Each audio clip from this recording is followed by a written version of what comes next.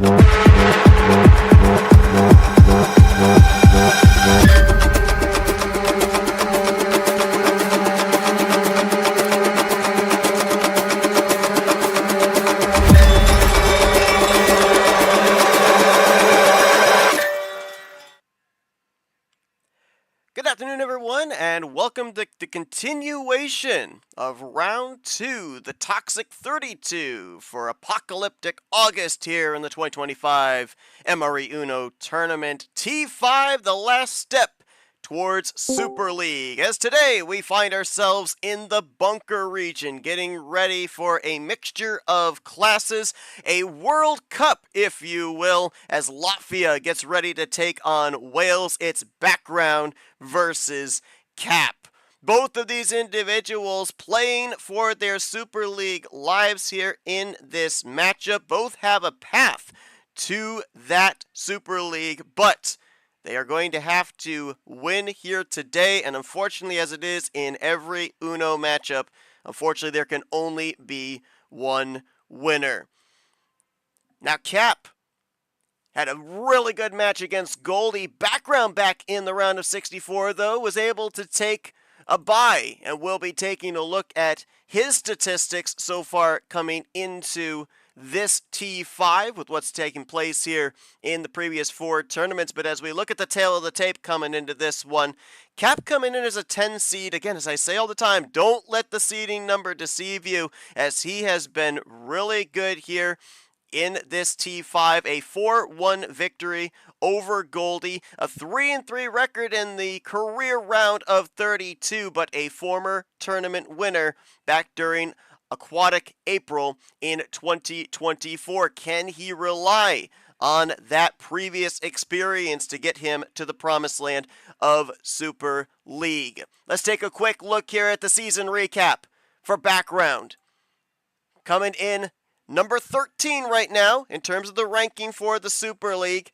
Was unable to get out of the round of 32 from T1 all the way to T3, but last month, Jackpot June was a breakout moment for him as he was able to advance up into the Final 4. He would eventually be eliminated by Gold, but that helped him rise up through the rankings and make a clear case for himself in the rookie class to maybe make an appearance here in Super League. Winner of this matchup will head to the Swarm 16, and they will take on the winner of Lane Sanders and Yoshi. We will be finding out the winner of that matchup on Sunday at 4 p.m. So we will have one of these two individuals waiting in the wings, waiting to see what culminates here this weekend. And last but not least, a look at what's coming up here today on the schedule, as at 3 o'clock we'll be heading to the nuclear region. Bad Brad getting ready to take on Charles Sanford. We come back to the bunker region at 8 o'clock tonight as KT will be taking on Clay,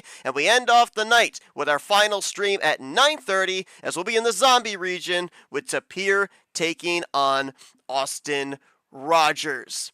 Let's head down to the table, talk about some of the storylines coming into this one. I'm Seth Cole. I'll be joined by Charles Sanford. We've got Sky as our referee. We've got Nam, who's handling the scoreboard. Gonna be a good one here. The path for these two is pretty clear, though. Both need to win. For background, A loss today, and he's down on a very crowded bubble. And we've already seen here, including yesterday, a couple of individuals with a win-loss. They're on the bubble spot as well. A lot of individuals going to be keeping a lot of track here going forward in T5 of are they going to be just above or just below that cut line here for Super League. For Cap, he's got to win here today, and he's got to do a little bit more than that. From what we've been told statistically, he's got to at least make it to the round of 8, if not to the Final 4 here in T5 to keep his Super League life alive. With that being said, Charles, I mean, obviously, there's a lot to play for. You have to come out on the winning side. How much aggression do we see out of these two? Or on the flip side, how much reservation do we see in trying to make sure that they keep that Super League opportunity still in play? It's a good question, isn't it? I think you hit it nail on the head, basically. Neither player all that safe, especially if they lose. Neither player out in this match comes into this game, at least on my personal top 16 list. Both have had some movement already on my list, just courtesy of other matches that have happened. So this, and my list at least, is also a battle of top 25 players. I got background, I've got Captain both in my top 25. I think it's going to be a good match. Both players have shown a tendency to maybe like that low tier start, which could lend itself to a lot of draw cities as well, especially early on. So I'm expecting a good one. I'm expecting some draw cities, and I think World Cup is a fine way of describing this matchup. Absolutely. I've been given pre-match notes, and a lot of times when I get these pre-match notes, there'll be a lot of similarities between players. Players that like a similar card start, players that have a certain strength that the other one possesses, and makes it interesting where we kind of talk about playing a clone of yourself. There is entirely different stats and tendencies for these two coming into this one. Cap, we've been told, likes the lower tier style of cards, but background, he can be all over the board. You never know where he's going to be. The only thing that I noticed here that these two have a similarity of is the ISO, to try and go into a draw city. They like that opportunity. We ended up seeing a couple of days ago, Nam was able to defeat Abian as he was able to utilize the draw city, drew back multiple times to 20 cards, but then was able to run forward with it. We'll see if those two kind of adapt that same strategy here. And also background very good with the isolation, flushing out the ammunition. We'll have to see, with that being the case, how much can Cap keep in reserve if indeed he ends up getting into a point where he has to use some ammo. We've got both of our individuals here in the chat. Charles, if you want to take Cap, I'll take background here. Background, we call it a World Cup here. Latvia versus Wales. Opportunity here to continue to advance your way up here in the rookie class. We've seen really good showing here from the rookies in 2025. One step closer to locking yourself into Super League. As mentioned, if you end up losing here today, you fall down on the bubble. So how much pressure are you feeling in the fact that, you know, you're going to be a spectator looking to see what your fate's going to be if you come out with a loss here? And how does that maybe continue or change your play style that you've had here so far in this tournament in 2025? And for Cap, I think question for you has got to be, we've seen you try and branch out a little bit to varied success. We've seen you do a match where you picked all high card starts. Knowing full well that this is basically a must-win, are you going to be trying to experiment, or is this going to be a situation of trying to stick to what you know and hope that that's good enough to get you through? Background says he's achieved his goal for the year. Just hope it's a game with the ability to have a skill differentiate rather than card luck alone. And that obviously can come into play as well. We've seen this bot meta, Charles, where it plays a huge part sometime in luck. Yesterday we ended up having a top deck draw connector with a +4 when somebody was down to check and had to draw back. Those little things, they can be difference makers here. And Cap's one to stick to what he knows, not planning to try anything new. All right, so again, we talk about this all the time. If you're brand new, tuning in here for the very first time, it's a best of 7. The highest seed, which is background, will get the first 2 home games. Next 2 home games will go to Cap, and then it's 1 each from background to Cap. Background gets the final Game 7 should we get to that point.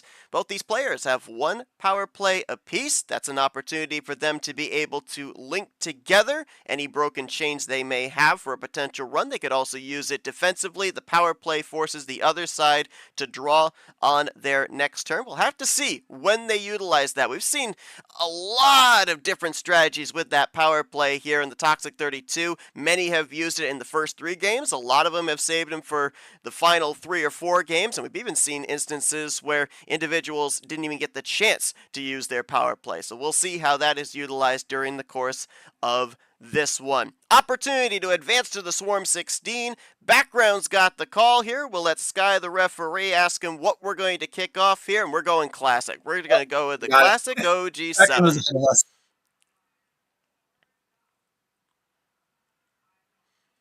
So Sky will go ahead and put that in. The 7-card start for the first game.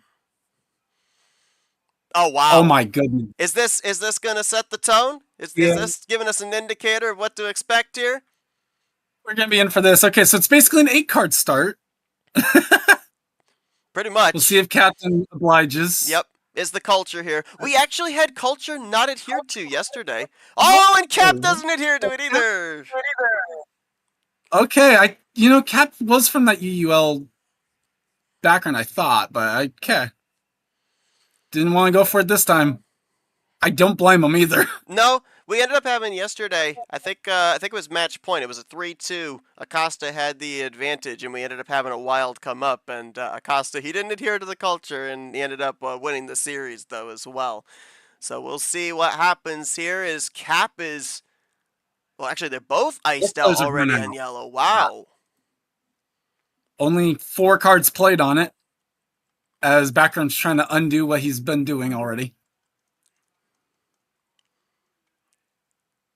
Cap finds a top deck. Didn't have a switch though. Nope. So this one's gonna easily go into the idea of the low tier lends itself to an early draw city. Is now we get off to red, so this should free up both players. Background finds a connector there. We've already seen a little double play there with the yellow skip. With us iced out here, I think maybe safe to say there wasn't any wilds or any wild draw 4s distributed, or is it just too early? If you've got that many cards, a 3-card hand, is it just not worth using something like that this early on? I think if you had a normal wild, you're using it. +4 is a little bit more likely to have been saved for a run. Although, considering both players, I think it's just more likely that neither of them have it. Double play, though, for Cap, sticking true to what it used to be. And looks like he will he cap it off, or will he continue to run here as he moves it from red into green? So it looks like blue's going to be that Pandora's box color here in this first game. Could be a massive run. It's what it is for Cap. He's never been one to go off of the... Well, never mind, that's a draw. Wow. Leaves it open I was on going the to skip. Cap's never been one to, I think, go to the 4-card chains. He's kind of kept it as what it used to be before we did the bot switch at this tournament last year, whereas you did only 2-card chains. Kind of a min to max almost there, going to the green 8 as Cap's still iced out. Yep, the green 8 Chomik for background. It's very perplexing switch then for Cap to have... Well, he gets the swap off his own card Brings into it red. Back to red again. I'm not quite sure I get the swap to green in that situation. I think I would have much rather drawn on the red first and then played it to green if needed.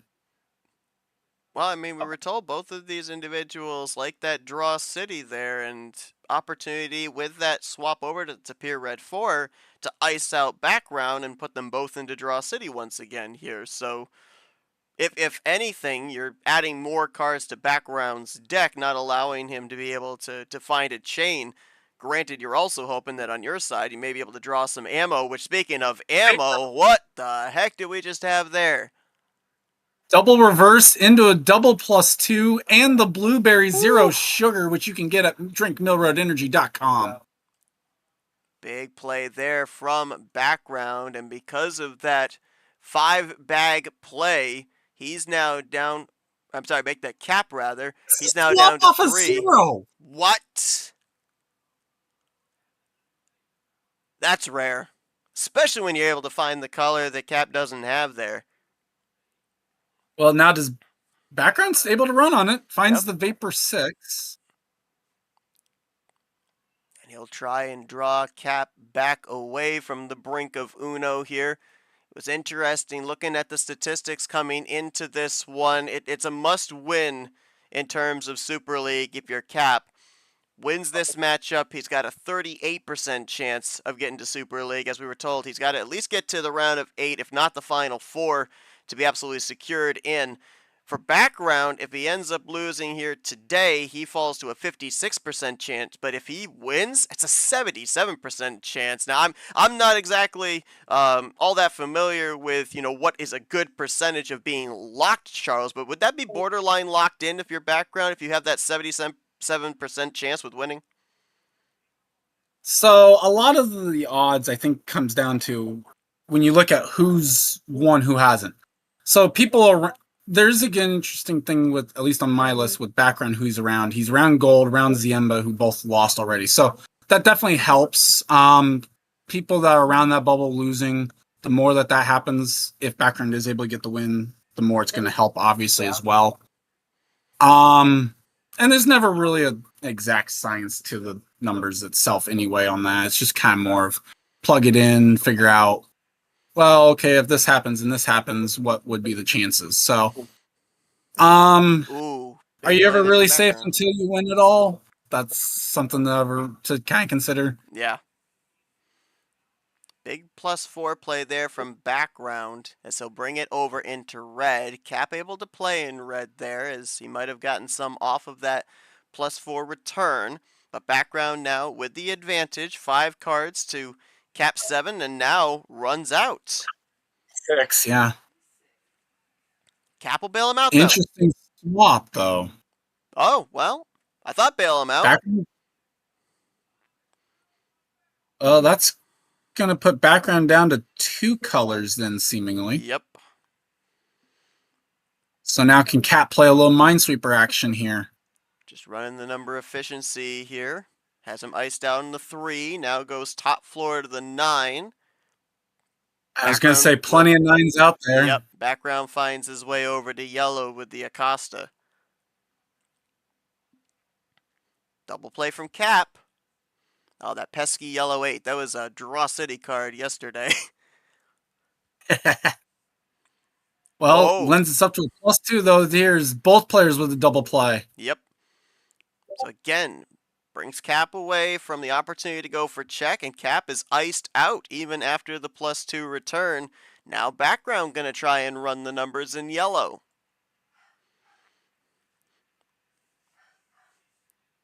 It's interesting, too, because I was looking back here in this round of 32 as hold the phone. Yep. Takes away any opportunity for a run, brings it back to blue, does Cap with the +4. Now he's down to 3, puts background back to 8. But we talk about the fact that the seeding numbers are just those numbers. It doesn't at all talk to the experience of the player. So far here in the round of 32, we have had these individuals end up defeating a seed higher than them. Well, I'll get to maybe to those stats here in a minute because we went trip 7 and Cap's down to check. Yep, a little slot machine action just out of Jackpot June. Does background have anything in those 6 cards to stop him? Yes, he does. Oh, he'll stack the +2s there. 2. Put 6 cards back to Cap. Yep, brings it back to red as well. Shifts the pendulum over. As Cap advances to level 20 there, and background has to draw after Cap hits the red 0, which I believe that is now 3 of the 4 zeros that have been used. I think the yellow 0 is still out there. Cap plays background's own card. Background still has to draw back, and now Cap over into yellow.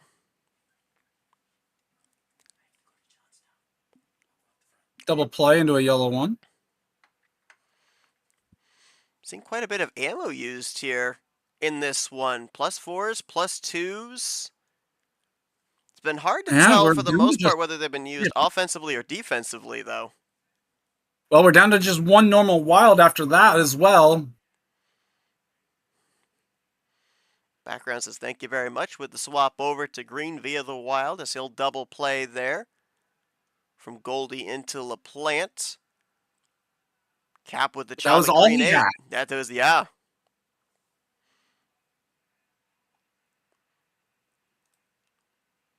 Cap looking for check. Maybe looking for finish here in green. Oh, he's got the +4. And That's he'll it. end it on blue. Cap will take the first game. What a slugfest Background for the first calling one it. here.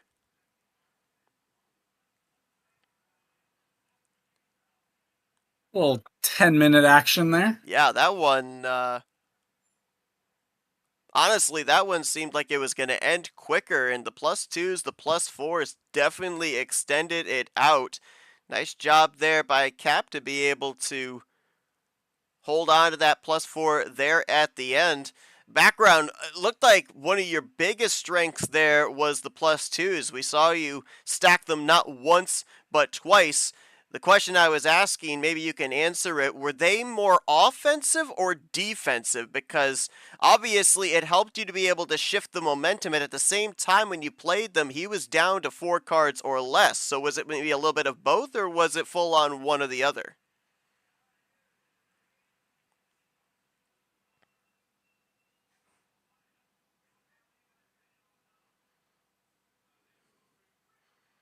Was I still having to ask? Were you still wanting me to ask questions to Oh, Cap? I'm sorry, I could ask him if you want. I didn't really have one. Let's see. Cap, I guess main question for you, I get for this one would be: was this a situation of compiling the ammo that you got and just trying to kind of find the right time to use it, or how much of the ammo did you have at the beginning? I guess. Yeah, because they were in a couple of pretty lengthy draw cities there as well. So if he ended up having some of those at the beginning, that would have been tremendous patience. Background says those +2s were defensive, couldn't coordinate his cards well enough to really attack him with them. Okay. Yeah, I was looking too. It didn't look like there were a whole lot of connector cards there for background. Saw, as we can see right here, they were pretty even on the skips, but 3 reverses to backgrounds 1 in that first game played.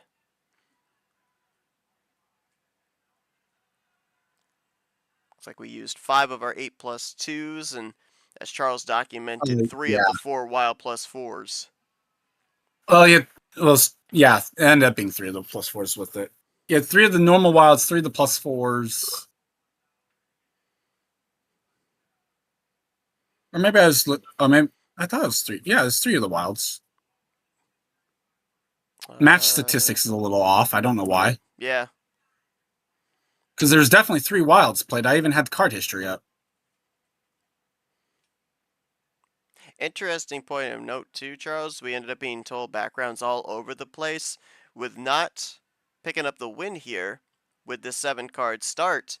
If he so chose later on this matchup, he could come back to that again.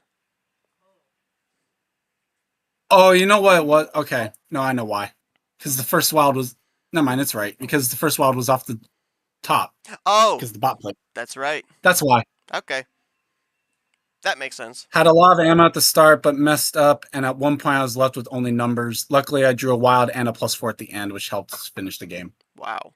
We talk about the luck of the draw sometimes, and that obviously worked out in Cap's favor. So on the road, he picks up a victory. He'll take a 1-0 advantage into background's second home game. Floor is completely open here from 5 to 15. Background, what are we looking at for game number 2? We're going to go an even dozen here as we'll go to 12. And as Sky gets that in, Charles, I'll take the opportunity here now before we end up getting into the craziness again is we're going to start another action card, this time with the blue reverse. But as I was looking back at the stats here in Toxic 32 here in Apocalyptic August, you look at individuals who have been able, in terms of number seeding, pull off upsets here so far in this round. Clay was able to defeat William Brock. Nam was able to defeat Albion. DJ Curtis defeating Caesar. Andy defeating Nick. The three that stood out the most to me here as we look here at a 2 versus 10 seed, background coming off a bye, was we had Cody Lamas defeating Mac Johnson, Gon defeated Gold, and Tago defeated G-Man. What did Mac Johnson, Gold, and G-Man all have in common? They were all on a bye in the round of 64. Well, and I think there's two ways of thinking about it as well, I think. There's a little bit of that rust factor of, and we saw it last year in Super League. And I think that's part of the logic of saying that getting into the group stage isn't the worst case, because those in the group stage at least aren't going to have the week-long or the month-long bye island that some of the people that end up on the bye will for Super League. That said, I think also the people that are on bye island, most of them to some extent have at least a little bit of favorability in that they're at least in a good spot to where they could do some watching of the action and try and figure out whether or not they're in a good spot. I'm not going to say that that was all of the mindsets, especially because G's one to definitely try his hardest in any match.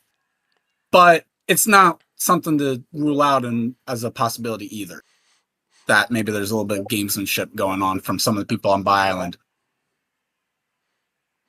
No, and I had the privilege to live stream both the Lamas, Mac Johnson, and the Gone Gold games, and I remember when I asked questions of both Mac Johnson and Gold, they said they were still treating it as must-win situation type series in those, even though they had come in with the bye in the round of 64 and they were pretty highly seeded, both in the conversation for Super League as well.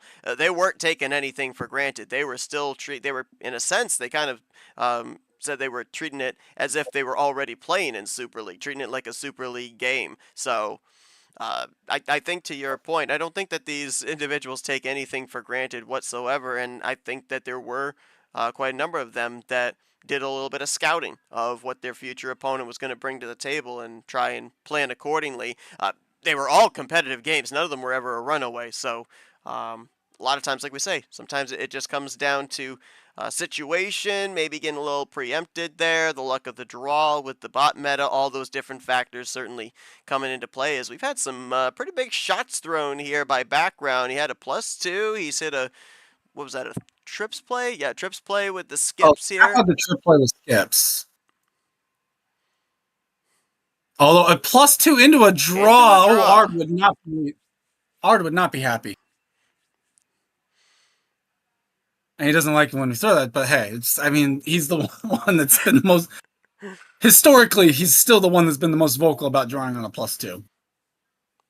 Now, Background does find a cap on it with the red 4, and now both are iced out. Both will go into Draw City. DJ will make an appearance here with the red 5, top deck there from Background, and using that into the blue 5, JT does cap. Well, we're going to go a little tricolor. Oh, we'll go back to blue, so quad 5s. Still looking for the yellow for a rainbow.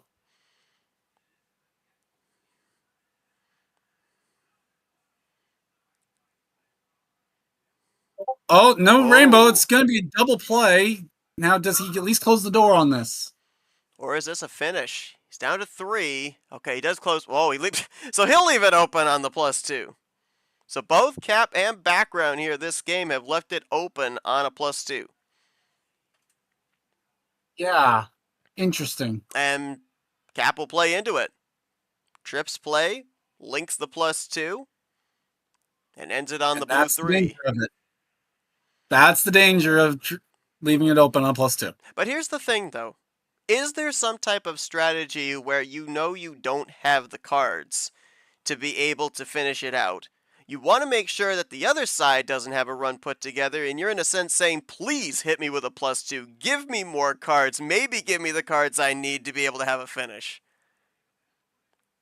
maybe if the situation is desperate enough, but those times usually what if I'm desperate enough to draw on a +2, what I'm also hoping for is that the opponent's drawing a little bit.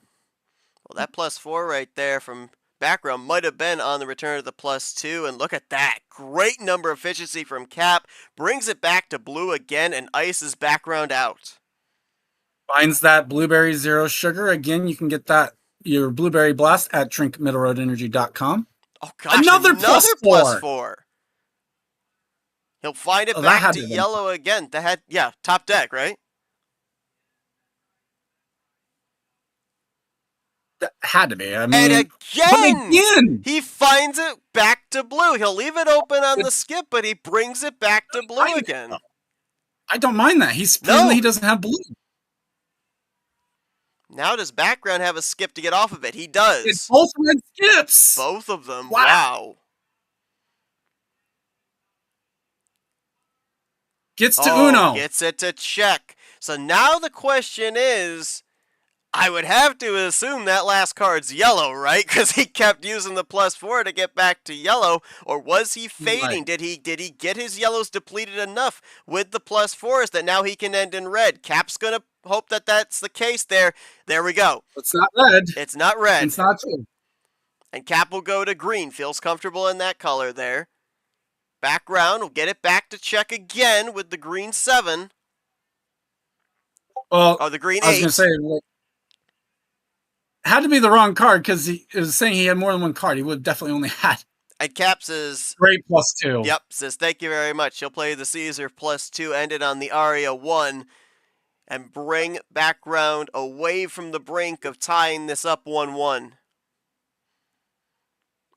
Oh, wow. Finds the reverse, ends it on the reverse. Cap will cap it off, though. Okay. Cap might have the momentum here. Oh, now he'll bring it over to yellow. So he feels comfortable getting back to yellow now that he's been able to get background to 4 cards. Oh, but a +2 makes it 6. +2.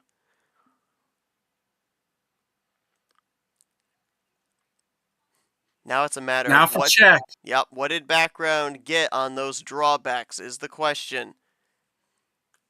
Gets to check on the yellow 4. What does Cap do here with 5 cards? He can only play. Plays the yellow 9. Background iced. So either the 4 or the 9 there. Probably the last yellow that background would have had, as he was looking to close it out there earlier. And Cap trying to look through this. Be able to we're at a point in this game where the card history lends itself to a whole lot of. There's not much left. Because I mean, there's no +2s left in red or blue. There's no reverses left in green. There's no skips left in red, blue, or yellow. There's not a lot to switch off of other than number efficiency. So you get the sense that this game is going to come down to. 2 of the +4s have been played, I believe, both by background. Yes, and only 1 wild. Which that was so very early on in the game. It's either going to be number efficiency or a flex. That's basically what this game's going to come down to. Well, Cap's still able to run in yellow. He is down to 2. Background taking a little bit of time here. Oh, he'll find a way over to red. Does this ice out Cap, or does he have a contingency here? Oh, he had the other +4. Ends it there with the blue 7. Second straight game he's had that +4 in the clutch to be able to close it out, and Cap's going to go 2-0 on the road here with 2 homestands coming up. Again, game under 10 minutes here. Background, obviously, you had those +4s there. You were utilizing them to get over to yellow. In hindsight, would there have been any way for you to be able to keep, not necessarily both, but maybe one of them in your hand to be able to maybe make a path over to yellow, or was it absolutely necessary you had to use them right there to try and not only establish the color that you needed, but also keep Cap away from getting down close to check as well?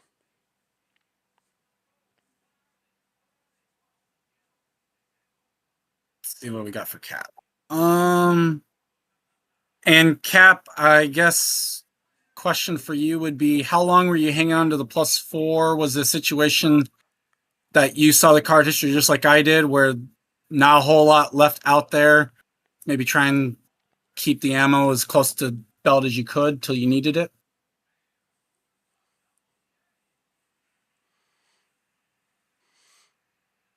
We were talking about how at the end of the first game it was a little bit lopsided in a couple of those areas. It pretty much evened up here in this second game between the two games here. Background says, numbers I've had just never worked out.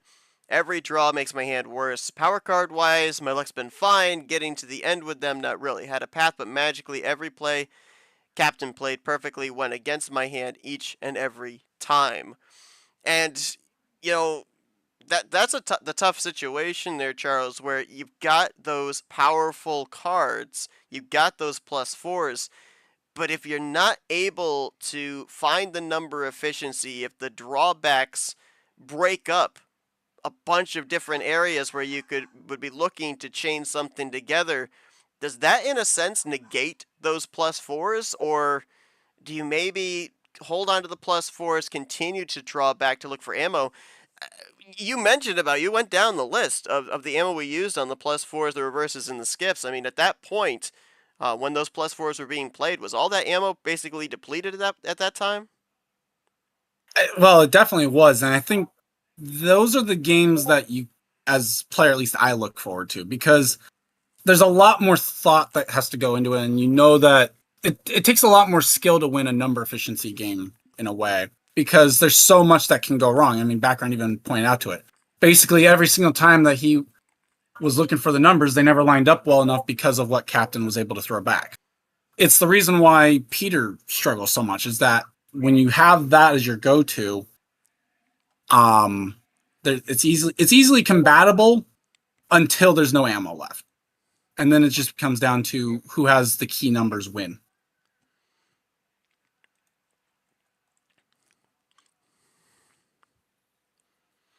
Took a big risk, wanted to play the +4 earlier because Background only had 1 to 3 cards left near the end. Decided to save it for the finale, and this time it paid off. I have to wonder if that might have been around the time when I think it was a yellow 9 he played when Background was at check. Might have been able to. It probably was right around the point where Kaplan was throwing off of yellow so much. Probably, I think so. Yeah. So, boy, that takes a lot of discipline, a lot of patience to not have the knee-jerk reaction of throwing out that +4 there. Maybe a little luxury for Cap to be able to hold back there, since he was already up 1-0 here in this series, but now that patience pays off. He's won the first 2 games. He's got the next 2 homestands. Now, we've been told that Cap likes the lower tier. We'll see if he ventures down there here on his first homestand. Cap, no 7 or 12. What are we looking at here for your first homestand of this series? There it is. 5-card sprint. I was going to say way 6 or 5. To the basement. I was going to say 6 or 5, so. And we're going to go 3 for 3 and starting on an action card. A wild to kick off game 1, a blue reverse to kick off game 2, and why not, a blue skip to start out game number 3.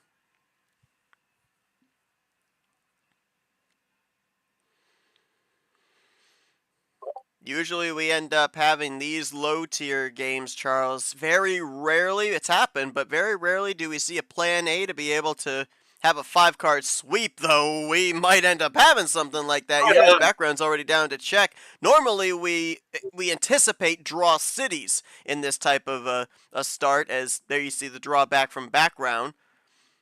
Well, and now Cap looking for check. Oh my goodness!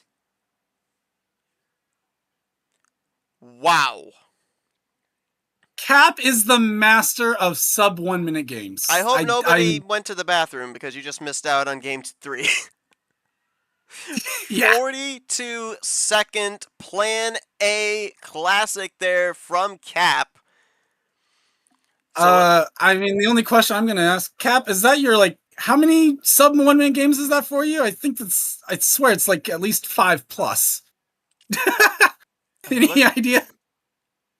All right, blue I don't think 4, it's really close. yellow 2, yellow 9, red skip +4. How in the world do you take a hand like that and get a Plan A no drawback win? The +4 is obviously great. The red skip's great, but there's really no connector to it.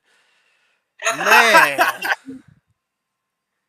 Well, I mean, like I Gracious. said, oh, well, thank you for censoring it. At least partially. No, but like I said, I mean, Cap, I swear this is at least 5+ some odd. I've lost count. There's no way I can count on one hand how many times Cap's had a sub 1 minute game. And the risk of keeping the +4 when background was at Uno. Yeah. I mean,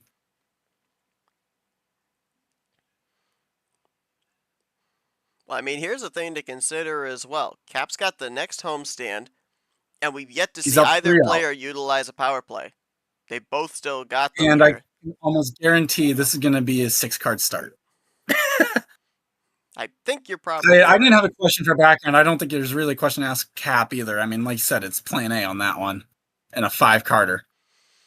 Wow. When I was looking back at previous games here in this series, I don't remember seeing a sweep. Cap is looking for what might be the first sweep here. I guess there's one thing to ask. Background, if Cap didn't play the yellow 2, did you have the finish?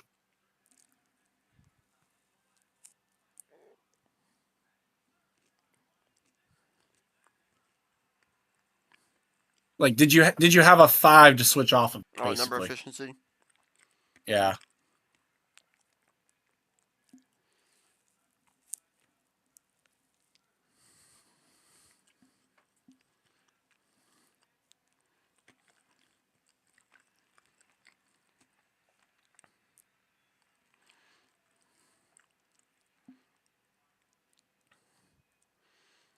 While we wait for background's answer here, just remind everybody that within a little more than an hour's time, we're going to have our second of our 3 streamed games here today. As in the nuclear region at 3 o'clock Eastern, it's going to be our own Charles Sanford here taking on Bad Brad. And Charles, what you've gotten to observe here today, you were with me yesterday. We've seen, as I mentioned, some of these upsets, if you will. Are there any takeaways that you're having here from this series and some of these previous series in preparation for your upcoming match here in the Toxic 32? I mean, I guess the one thing is that the opportunities are there for the taking.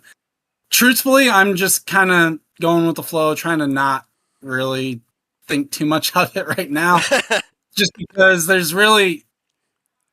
Coming into it, I knew being outside the top 25, there really wasn't a path to Super League unless go out and win it all. But anytime I try and think about that, it's never gone well. So just kind of trying to keep it loose, although doing something I normally don't do, which is be around for a match the day I play. So going a little bit out of comfort zone. He did say if Captain drew and didn't plan a win, he likely wins. The last card was a green 8, but that draw was before his +4. Oh, sorry, the draw before his +4 is normal wild. Never got to play it. Oh, so he would have capped it off there with... Okay, I got it. Well, we got Game 4 looming. Second homestand for Cap. He has a 3-0 advantage going into this. Both individuals still have their power play. You have to think that if Cap's got the opportunity, he'll certainly utilize his. Background may have to consider using his defensively or offensively to at least try and draw back close to a 3-1 heading into his next homestand. So we'll see if you're right, Charles. I think you might be. Game 4. Cap, what are we looking at here? No 5, 7, or 12, and there it is. Yep. Called it. So 6-card start, was able to win on a 42-second plan A 5-card start. Let's see what happens, and I'm almost disappointed we don't have an action card start now. We've been 3 for 3, now we're going to go 3 for 4. We'll start out with the red 2. Bot had to keep us on our toes somehow. It did. And I'll never go against what? the card that has a duck on it. Oh, doing that on the start. Wow. That's bold. Gets away with it. It does work. Background caps it off with a DJ Red 5. Cap gives himself a bit of breathing space on possession and finds the light switch into green. Although background going to be able to roll that for now.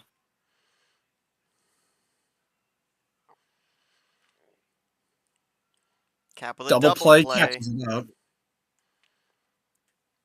Cap's in the lead. Cap now down to 3 cards. Background at 6 after the +2.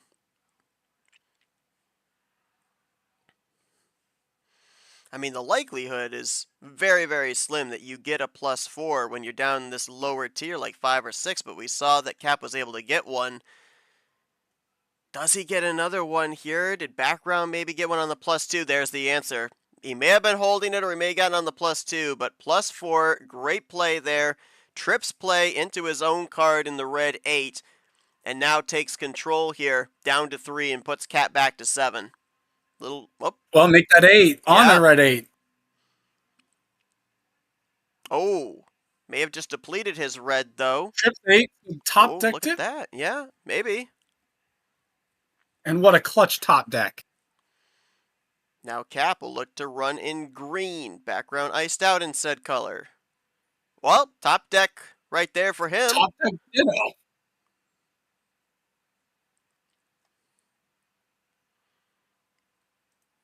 One up from Cap. Background iced again.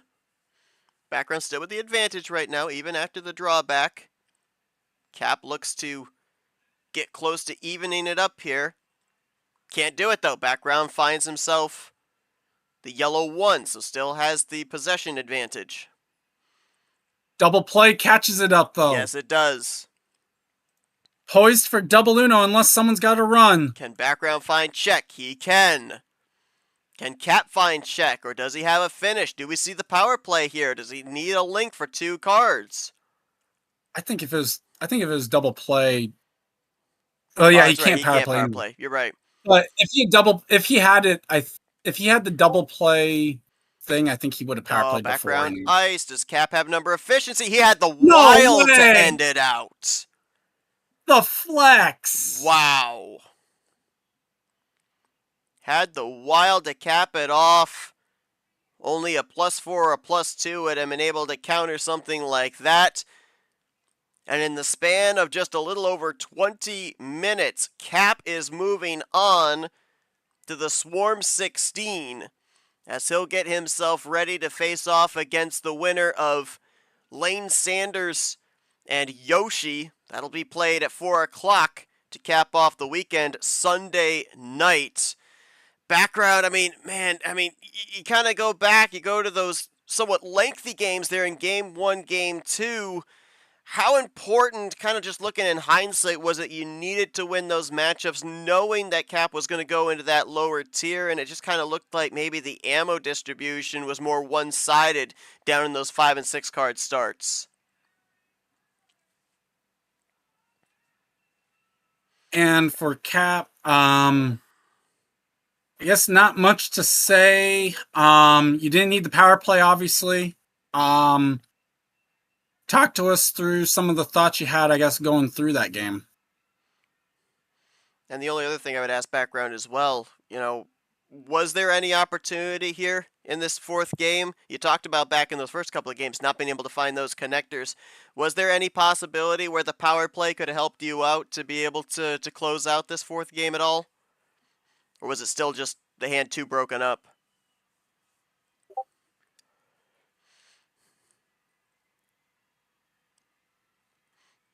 Well, you especially look at these last two games here, Charles. Definitely looked like ammo distribution was a little bit one-sided. You had Cap with the +4 there on a 5-card draw. That's crazy enough. He had the wild to cap off here, but then you kind of look back as well. You ended up seeing a couple of double plays, a couple of trips plays there. Background was able to find himself a +4 middle portion of that game, but when you just don't have that ammo at the end, when you don't have specifically those +2s and +4s, and you have a wild that you're sitting on there, if you're uh, if you're Cap, you know, really tough to be able to play defense against something like that. And I don't know if there's ever been, and I'm not going to ask you to go back into your memory bank for it, because I don't know if anybody would have this statistic. I don't know if there's ever been a sweep where both individuals didn't use their power play at all. There was no opportunity there for Cap to use his power play with what he had in yellow. There wasn't any link. What would it have been, the 5 into the 6 into the wild. So power play negated at that point. He was able to use that number efficiency to finish it off with the wild, but I would assume it's extremely rare that we end up having a sweep and neither power play has been utilized at all. I can't think of one off the top of my head. Maybe a Myth Carson game where Myth was over in 8 minutes, maybe something like that. It might have. It's not very often you see a series that the power play doesn't get used from at least one player, regardless of sweep or not. But obviously, I would say that the sweep's probably a little bit more likely for that to have not happened. I mean, I don't even see an opening where Cap would have been able to use it in that game anyway. No. Like, not in the game 4. Maybe in one of the other games he could have used it in hindsight, but obviously didn't need it either. So, one thing I guess maybe I in game would have 3 thought about, the one thing, background, did you have the finish in game 4 if he didn't, to where if you had power played, you could have gotten the one game on the edge? Because I know there's times where, like, when facing Tapir, I had that, and it's like, well, in hindsight, should have used it in one of the games. Background says the finishes Because were you really could the have, difference. background could have power played to finish it in the game 4. Because Cap wouldn't have been at Uno yet. Right.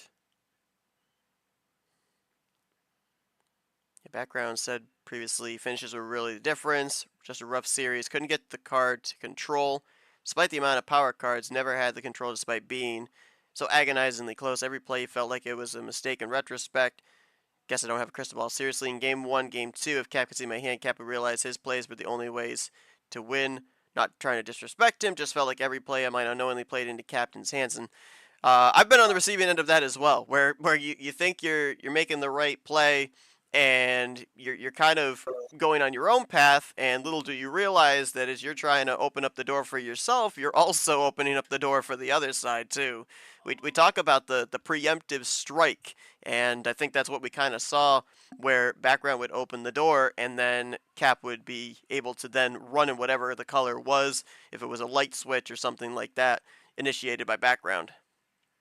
It wasn't the one turn away, apparently, so he kind of power played anyway. Okay. I mean, we've seen people do the power play in that situation where they would power play and be able to just play 2 cards just to kind of back up their opponent. But Cap, one extra question, I guess, for you. Looking ahead to the Swarm 16, is there one you haven't played either Yoshi or Lane yet in your career? Is there something you've seen that would lead you to want one of those players more than the other, possibly? Between Lane and Yoshi? We'll see what Cap responds here. As in a little under an hour, we'll be underway with our second streamed game of the afternoon, as we'll see Bad Brad taking on Charles Sanfer. That's going to be over in the double checking. I believe that's over in the nuclear region. Yes, it is. Yes, it is. We're in 3 of Ironically our. enough, this is going to be 2 streams in a row for us that have both been under an hour, basically. We're just filling time at this point.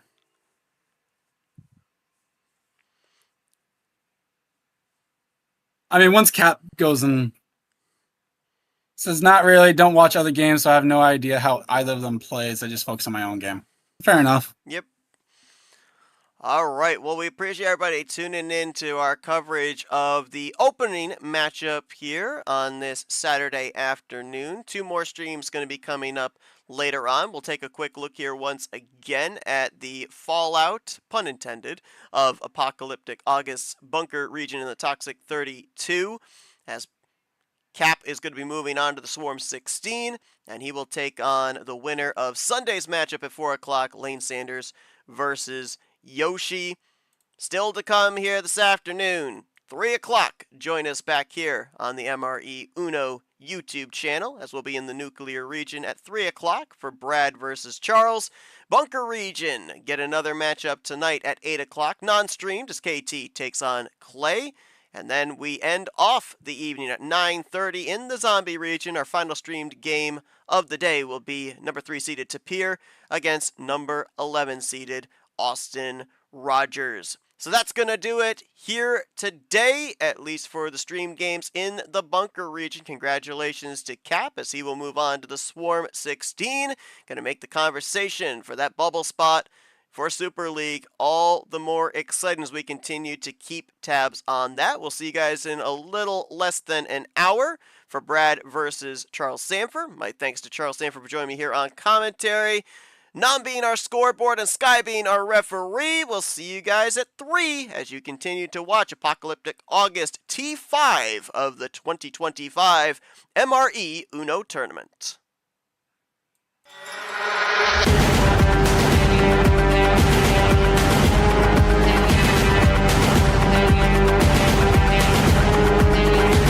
This has been a presentation of MRE Uno Division 1.